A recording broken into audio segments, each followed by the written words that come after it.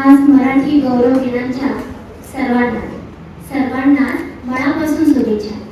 मराठीचं गुणगान आपण इंग्लिश मीडियमचे मुलं आहोत।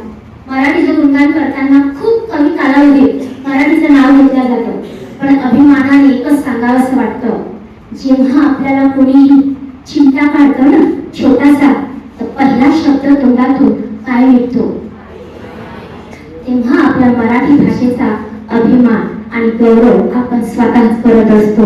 म्हणून मराठीला माझा पूर्णपणे सलाम। कविता स्वरचित आहे, आवडेल की नाही आवडेल माहिती नाही, पण महाविद्यालयात असताना माझ्या गुरुजींनी आम्हाला दिलेली एक टास्क, एक ऍक्टिव्हिटी, तुम्हाला एक पिरियड देतो, एका पिरियड मध्ये तुम्ही नवीन काय तुम्ही विचार करता, अशी नवीन विचार करताना तुम्ही काय मांडता, हा एक तो टास्क होता, ती एक आमचा रिझल्टच होता। तर त्या पद्धतीत त्या पिरियड मध्ये केलेली ही कविता तुमच्या समोर सादरी करावीशी वाटते। तर सादर करते, कवितेचं नाव आहे कधी असंही जगून बघा। सगळेजण स्वतःचा विचार करूनच जगत असतात, पण दुसऱ्यांचा विचार आपण कदाचित खूप कमी वेळा करत असतो, म्हणून सुचलेलं हे थोडंसं काव्य। पंख नाही हो आपल्याला, पंख नाही हो आपल्याला, पण उडण्याची स्वप्न जरूर बघा। पंख नाही हो आपल्याला, पण उडण्याची स्वप्न जरूर बघा। कमी असलं ना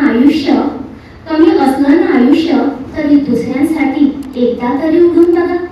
कधी असंही जगून बघा। जीवन म्हणजे पत्त्यांचा खेळ, जीवन म्हणजे पत्त्यांचा खेळ। चांगलं पान मिळणं आपल्या हातात नसते बघा, पण मिळालेल्या पानावर चांगला डाव दुसऱ्यांसाठी एकदा तरी खेळून बघा। कधी असंही जगून बघा। एखाद्यावर विनोद करण्याआधी त्याचा जरा विचार तर करून बघा। तर कुणाच्या समाधानासाठी न आवडलेल्या विनोदावरही एकदा तरी हसून बघा। कधी असंही जगून बघा। नसतील जोडली नाती तरी मनापासून जपून बघा। दुरावलेल्या नात्यावर स्वतःपेक्षा जास्त प्रेम एकदा तरी करून बघा।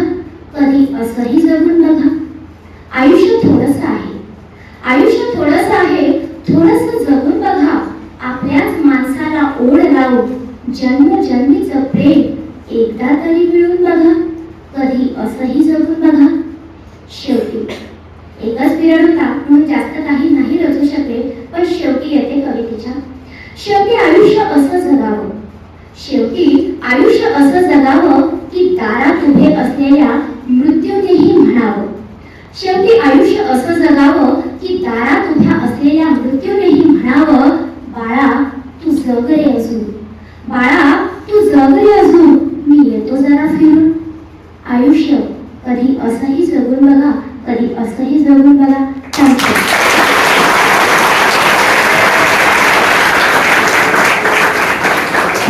मित्रांनो, ही कविता आवडली असल्यास कविता नक्कीच आपल्या मित्रांसोबत, शिक्षकांसोबत शेअर करायला विसरू नका आणि आम्हाला कमेंट सुद्धा करायला विसरू नका।